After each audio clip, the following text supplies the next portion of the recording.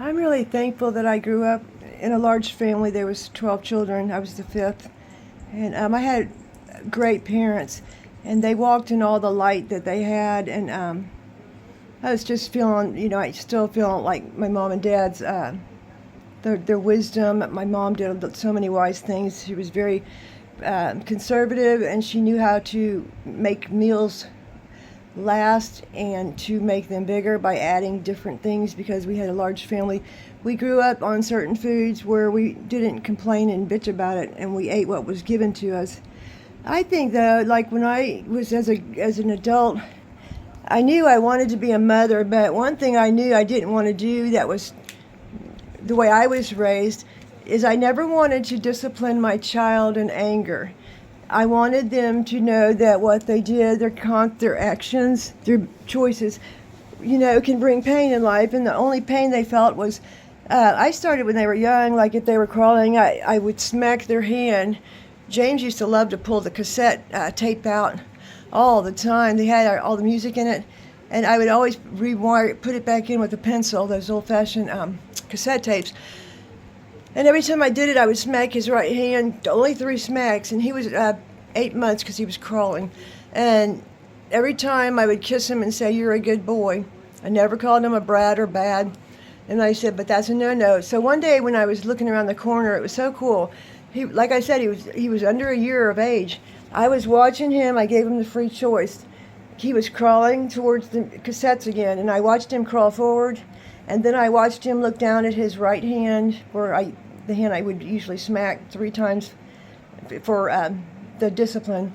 And he looked at the tape, and then he started crawling backwards and away from the tape because he linked the choice he was going to make with pain that he felt in his hand when I would smack it. So that's how God does with us. But anyway, I just thought that was really cool. And so I didn't try, and I didn't say time out or 1, 2, 3, 4 and count to 50 and never do a damn thing. I was consistent. If I told them one time, then they would get disciplined. And I never said I brought you in this world, I'll take you out. Only, that's just not normal. How are you going to take them out anyway? What, murder them and then go to jail? You say stuff that's damaging. Why would anybody say that? Or why do moms say, wait till your dad gets home and you're going to get a whooping? Why should the man that worked all day making a living have to come home and then whip the kids? That's how I was raised. When the dad wasn't even around, like what the hell's up with that? These moms that sit there and blame other mothers and criticize when they really didn't do too damn good themselves and need to shut up. Because going around and smacking a kid in the head, the hands were used to bless people with. We take our hands and we bless people. That's why when I disciplined, I had a wooden spoon. I walked around with it in my blue jeans pocket because I had, James was 3 and Isaac was being born, so there's 3.5 years difference. But I took him with me everywhere I went. So even in church, I would walk around with my blue jeans, and you could always see the wooden spoon in my back pocket. And I took him away from people. I never shamed them. I took him in private, and I told him I loved him. And when they got done crying, I'd be outside the bathroom door. I didn't care if we was in a store, church. I didn't care if it was a holiday, Christmas, their birthday.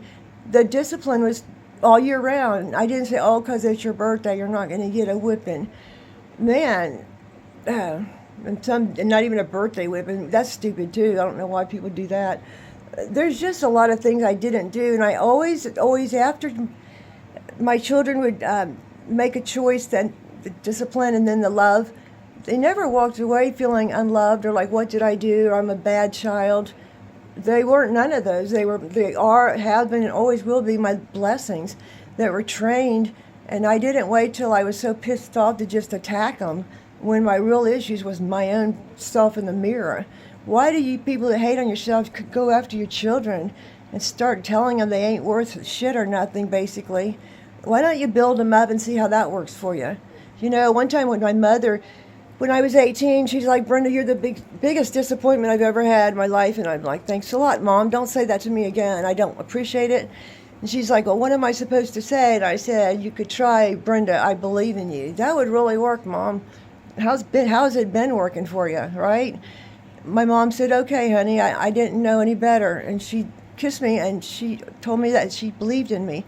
And then she told me I had become the butterfly one day that she had believed for. It was a beautiful, beautiful love letter. And she's like, "Baby, you became that butterfly." So don't tell your kids dad's going to whoop them when they get home. Be the woman you're supposed to be and take care of your children while you're with them.